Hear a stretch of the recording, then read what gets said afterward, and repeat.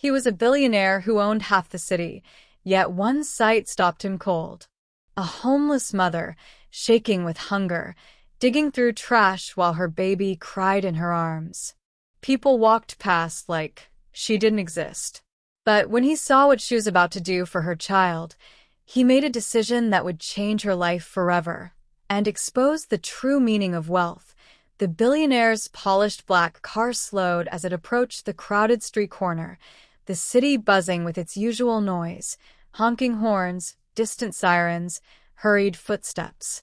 He sat in the back seat, staring blankly out the window, his mind heavy with meetings, numbers, and decisions worth millions. To the world, he was untouchable, powerful, a man who could buy silence, loyalty, even admiration. Yet none of it had quieted the strange emptiness inside him. Then he saw her.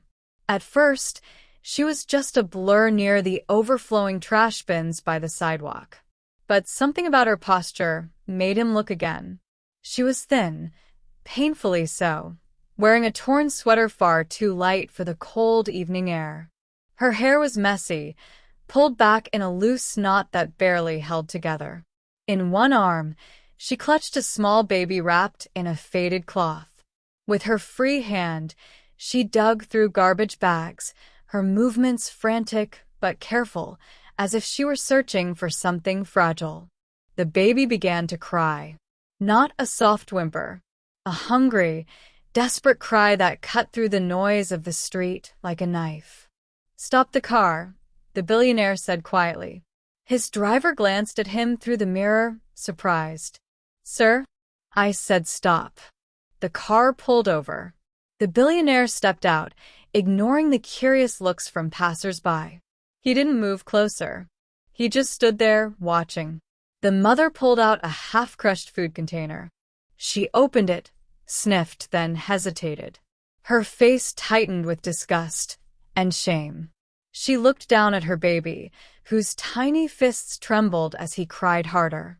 Tears filled her eyes. For a moment, she looked like she might throw the container back into the trash. But the baby screamed again. Her shoulders slumped. With shaking hands, she scraped off the top layer of food, whispering softly, "It's okay. Mama's here, please just hold on." The billionaire felt something crack inside his chest. People walked past her. A man in a suit checked his phone. A woman pulled her child closer and quickened her pace. Someone laughed nearby. No one stopped. Except him. He had seen poverty before, charts, statistics, charity reports. But this was different. This was raw, personal, alive. The mother tried to feed the baby a tiny bite, but the child was too weak to take it properly. She wiped her tears with the back of her hand, her lips trembling. "I'm sorry," she whispered to the baby. "I tried today. I really did." The billionaire took a slow step forward. The sound of his shoes made her freeze. She looked up, panic flashing across her face. Instinctively, she pulled the baby closer, as if expecting to be shouted at or chased away. "I'm not here to hurt you," he said gently. His voice surprised even himself. It wasn't the voice he used in boardrooms. It was softer, human. I didn't steal anything," she said quickly, her words tumbling over each other. He hasn't eaten since yesterday." The baby whimpered again. The billionaire swallowed hard. "How old is he?" "6 months," she replied. "His name is Eli." Eli. The name echoed in his mind. "My name is Daniel," the billionaire said, though no one had called him that without fear in years. "When was the last time you ate?" She hesitated, then looked away. "It doesn't matter." "It does," he said firmly. She sighed, defeated. 2 days ago." Daniel felt the weight of that answer settle in his bones. "Come with me," he said. Her eyes widened. Fear rushed back. "I can't. I don't want trouble." "No trouble," he promised. "Just food. Warm food." She studied his face, searching for cruelty, mockery, or pity. She found none, just sincerity and something else. Regret, maybe. After a long pause, she nodded. Inside a nearby restaurant, the warmth hit her like a wave. She hadn't been inside a place like this in months. The smell of fresh bread made her dizzy. She sat stiffly, afraid to touch anything. Daniel ordered without looking at prices. When the food arrived, her hands trembled so badly she could barely hold the spoon. "Feed him first," Daniel said softly. She did. Eli ate slowly at first, then greedily, his cries turning into quiet little sounds of relief. Tears streamed down her face as she watched him. "I never wanted this life," she whispered, almost to herself. "I had a job, a home." Then everything collapsed. Daniel listened. For the first time in years, he truly listened. And as he watched the baby finally fall asleep, full and safe, Daniel realized something terrifying and beautiful at the same time. This moment, this woman, was about to change him forever. The baby slept in her arms now, his tiny chest rising and falling in a slow, peaceful rhythm. For the first time in days, maybe weeks, the mother wasn't panicking about his next cry. She stared at him like she was afraid this calm might disappear if she blinked. Daniel watched them from across the table. He had sat in rooms where men argued over billions like it was pocket change. He had watched companies collapse, people beg, rivals threaten. None of it had shaken him the way this quiet scene did. A woman who had nothing left in the world except the child in her arms, and even that felt like it was slipping away from her fingers. "What's your name?" he asked gently. She hesitated, then said, "Sarah." "Where's Eli's father?" Daniel asked, not accusing, just curious. Sarah's jaw tightened. She looked down at the table. "Gone." "Dead?" Daniel asked softly. She shook her head. "Worse." He chose to disappear. Daniel didn't push. Silence settled between them, but it wasn't awkward.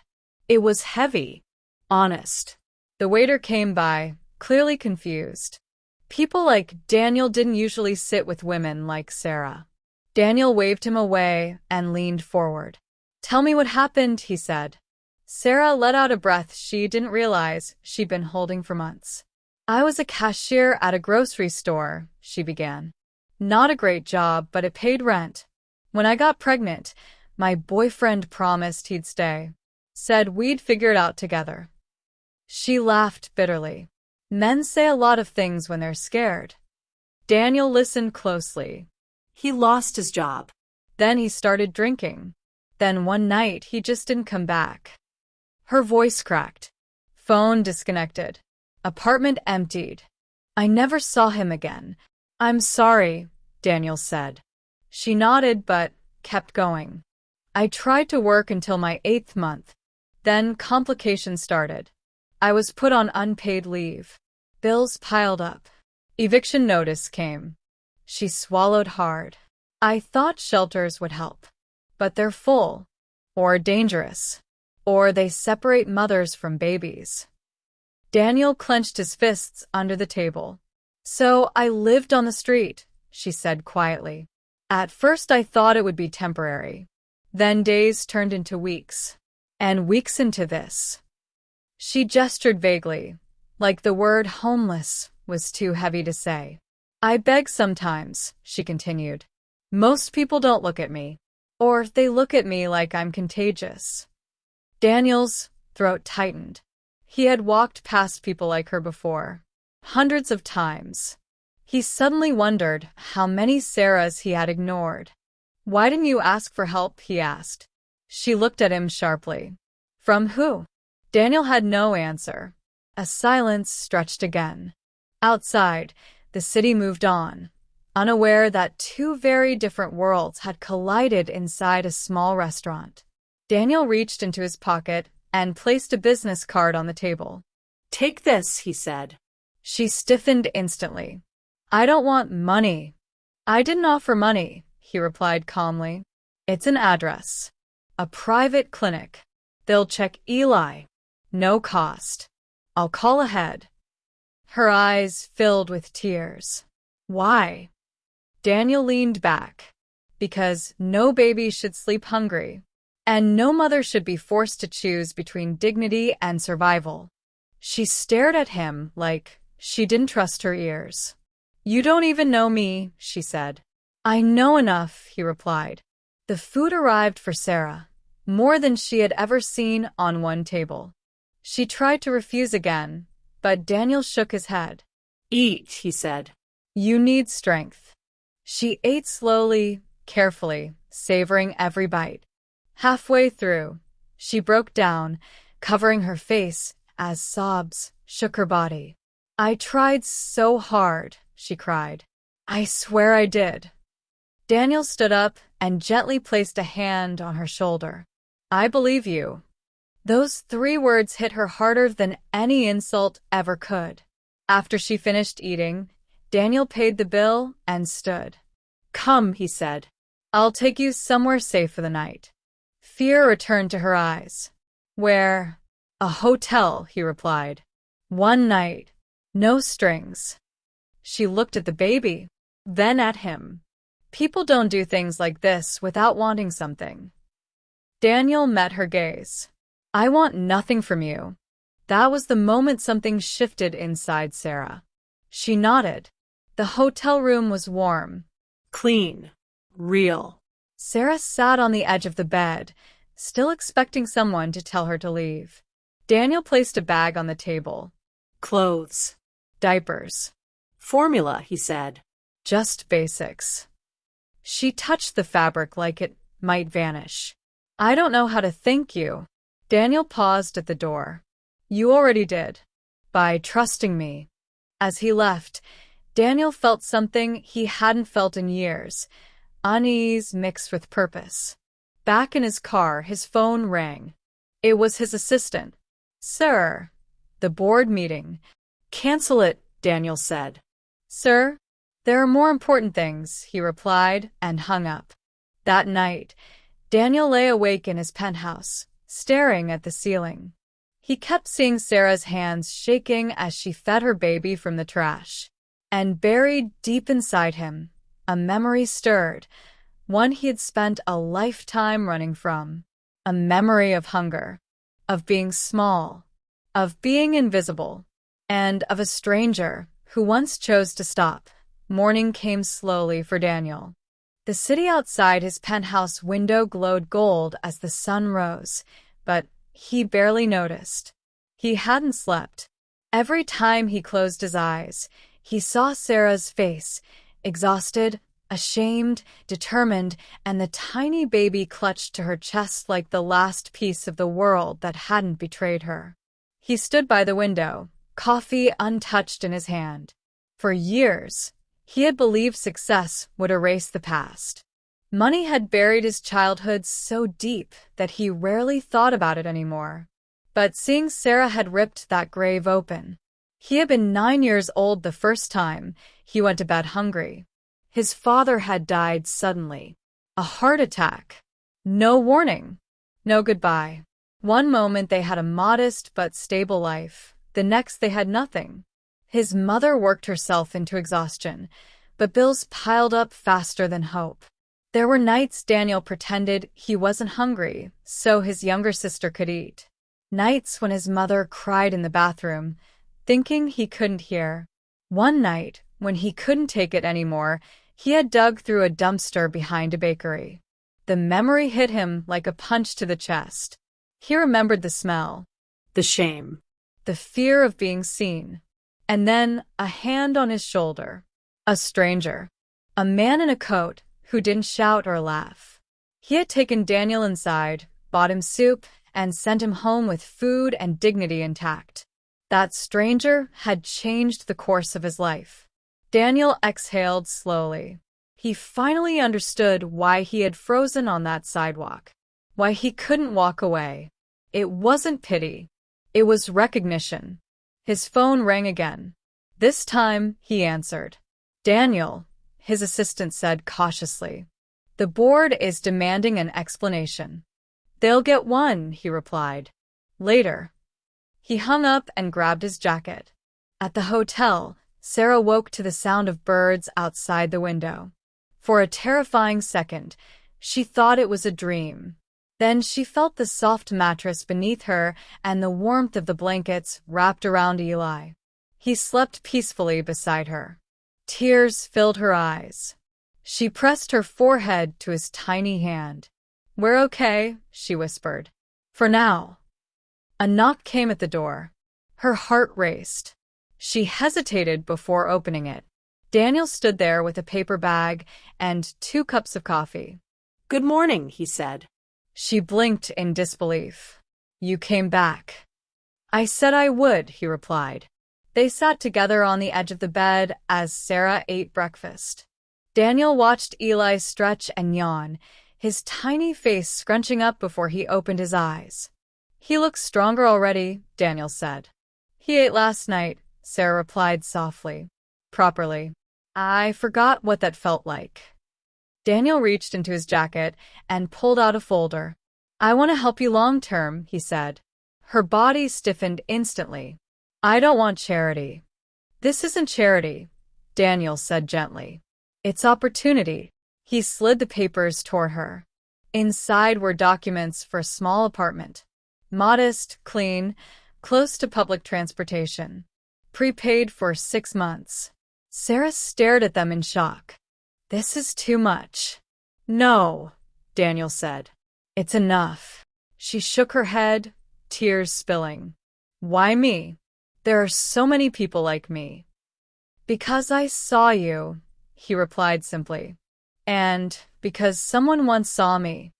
She looked up, confused. Daniel hesitated, then spoke. "I wasn't always this man," he said. "I was once a hungry child digging through trash." Her eyes widened. "I know the look you had," he continued. "The one where you're afraid someone will see you and decide you're worthless." Sarah's lips trembled. "That's exactly how it feels." Daniel nodded. "I can't fix the world, but I can change one life." She covered her mouth, overwhelmed. "There's more," Daniel said. "I'll help you find work. Real work. Childcare included. And Eli's medical needs will be covered." She broke down completely. "No one has ever." She couldn't finish. Daniel waited. He didn't rush her. When she finally spoke, her voice was steady but fierce. "I'll work," she said. "I won't waste this." Daniel smiled for the first time in days. "I know." Later that day, Daniel watched from his car as Sarah entered the apartment with Eli.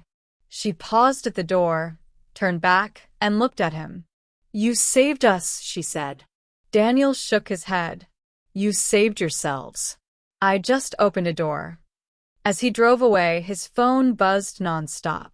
Media. Board members. Investors. He ignored them all. Because for the first time, Daniel wasn't thinking like a billionaire. He was thinking like a human being. But neither of them knew the storm that was coming. Because when kindness challenges a broken system, it never goes unnoticed. And someone was already watching. The storm arrived quietly. It always did. At first, it was just whispers, emails marked urgent, phone calls that stopped the moment Daniel answered, meetings scheduled without him. The world he had built, brick by brick, began to shift in ways he didn't expect. 3 days after Sarah moved into the apartment, Daniel sat at the head of a long glass table in the boardroom. 12 executives stared back at him, their faces polite but tight. On the screen behind them glowed charts and headlines. "Daniel," the chairman began carefully, "your recent activities are concerning." Daniel folded his hands. "Helping a homeless mother is concerning now." "This isn't about compassion," another executive said. "It's about precedent, liability, image." Daniel leaned back. "Our image is fine." The chairman sighed.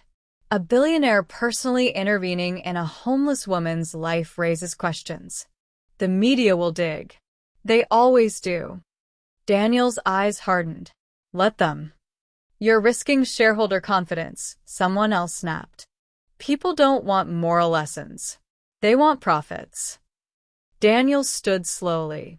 Then they've misunderstood who I am. Silence fell. Meanwhile, Sarah's life felt unreal. Each morning she woke up expecting the floor to be cold, the air to be hostile. Instead, there was sunlight through the window. A crib. A kettle boiling. But fear lingered. Every knock at the door made her heart jump. Every unknown number made her stomach twist. She wasn't used to safety. It felt temporary, fragile like glass. She started her new job at a small logistics company Daniel owned. Not in an office. In a warehouse, doing inventory. Honest work. Hard work. She loved it. Still, whispers followed her. Did you hear? Someone murmured one afternoon. She was homeless. She must be getting special treatment, another said. Sarah kept her head down. She worked harder than anyone. She stayed late. She never complained. One evening, as she rocked Eli to sleep, her phone buzzed. Unknown number. She hesitated, then answered. Is this Sarah Miller? A cold voice asked. Yes, this is a reporter. We'd like to ask about your relationship with Daniel Hayes. Her blood ran cold. I don't have a relationship with him, she said quickly. So, he didn't pull you off the street and give you a home? The voice pressed. She hung up, hands shaking. Across the city, Daniel received the same call. They found her, his assistant warned. Daniel closed his eyes. He had known this would happen. The next morning, headlines exploded. Billionaire's secret act of kindness, or publicity stunt. Was the homeless mother a setup? Online comments were vicious. She's probably scamming him. He's buying guilt relief. Why help one when thousands suffer? Sarah read every word. By afternoon, she was back on the sidewalk where it had all begun, holding Eli, tears streaming down her face. She hadn't planned to go there. Her feet had just carried her. She felt exposed. Judged. Unworthy. Daniel found her sitting on the curb. I'm sorry, she whispered before he could speak. I never wanted this. He sat beside her, ignoring the stares. You did nothing wrong. They're tearing you apart, she said. Because of me. Daniel looked straight ahead. They were always going to. She shook her head. I can't be the reason your life burns. Daniel turned to her. His voice was steady. Sarah, look at me. She did. I built an empire, he said. But I forgot people. If this burns it down, maybe it deserves to burn. Her eyes widened. You don't mean that. I do. Cameras appeared. Someone recognized him. Daniel stood up and extended his hand to Sarah. Come with me, he said loudly enough for everyone to hear. She hesitated. Then she stood. That evening, Daniel held a press conference. He didn't bring lawyers. He didn't bring prepared statements. He brought truth. I was once a hungry child, he said into the microphones. Someone helped me when the world didn't care. Sarah is not a symbol. She is a mother. And helping her doesn't make me a hero. It makes me human. Reporters fell silent. Kindness isn't a stunt, Daniel continued. It's a responsibility. The room was still. That night, the internet changed its tone. Not completely, but enough. And Sarah watched the broadcast from her apartment, holding Eli close. For the first time, she believed the safety might last. But the final test was yet to come. The noise faded after the press conference, but the impact didn't. Something had shifted, not just in the media, but in people. Messages began pouring in from strangers. Some were cruel, but many were different. I was homeless once. I saw my mother in Sarah. Thank you for reminding us we're still human. Daniel read them quietly, late at night, when the city lights shimmered below his windows. For the first time in his life, he didn't feel the need to control the narrative. He had told the truth. Whatever came next would come. For Sarah, the days slowly became steadier. She worked. She laughed sometimes. Eli gained weight, his cheeks rounding, his eyes bright. He began to recognize her voice and smile when she sang softly while rocking him to sleep. One afternoon, Daniel visited the apartment with groceries. Sarah hesitated before letting him in, embarrassed by the small space. "It's perfect," he said, noticing the little touches, drawings on the fridge, neatly folded baby clothes. She smiled shyly. "It's ours." They sat on the floor while Eli crawled clumsily between them. Daniel watched him carefully, his eyes soft. "You know," Daniel said, "I've been thinking." Sarah looked up. "That sounds dangerous." He smiled. "I want to start something. Not a foundation with my name on it. Something quiet." "What kind of something?" "A system," he said. "For mothers like you. Housing tied to work. Childcare. Medical care. Dignity." Sarah's breath caught. "That would save lives." Daniel nodded. "You already helped me design it." She frowned. "Me? You reminded me why it matters." Weeks passed. The program launched without fanfare. No press. No cameras. Just doors opening. One evening, Daniel received a handwritten letter. It was from Sarah. She wrote about Eli's first laugh, about her first paycheck, about sleeping without fear. At the end, she wrote, "You didn't just save my child. You saved me. And because of that, I will spend my life making sure kindness doesn't stop with us." Daniel folded the letter carefully and placed it in his desk. Months later, Daniel stood in the same street where he had first seen her. But the trash bins were gone, replaced by a small community center opening its doors. Sarah stood beside him, confident now, Eli in her arms, healthy, curious, alive. She caught Daniel's eye. "Do you ever think about what would have happened if you hadn't stopped?" Daniel nodded slowly. "Every day." He looked at the crowd gathering, volunteers, mothers, children. "Wealth," Daniel said quietly, "isn't what you have. It's what you choose to do when you see suffering." Sarah smiled, tears in her eyes. And as Eli laughed in her arms, Daniel understood something at last. That the richest moment of his life wasn't made in a boardroom. It was made the day he chose to stop walking.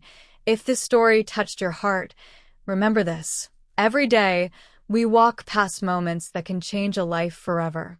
Sometimes, all it takes is stopping, looking, and choosing kindness when it's easier to turn away.